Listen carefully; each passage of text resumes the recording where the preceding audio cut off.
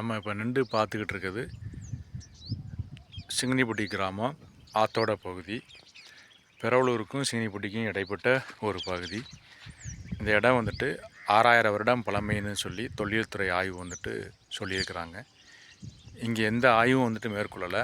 ஆனால் இதோடைய தரவுகளை, இங்கே உள்ள கல்லை, மண்ணை, ஓடுகளை எடுத்து அனுப்புனதில் இது 6000 வருட பழமையான ஒரு இடம்னு சொல்லியிருக்காங்க.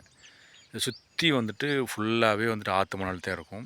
இந்த பகுதி மட்டும், குறிப்பாக இந்த பகுதி மட்டும், நான் நிற்கிற இந்த பகுதி மட்டும் கல்லாலையும் கருங்கல்லாலையும் வித்தியாசமான பெரும் குன்று கல்லாலையும் வந்துட்டு இருக்கும். வேறு எங்கேயுமே அந்த மாதிரி வந்துட்டு இருக்காது.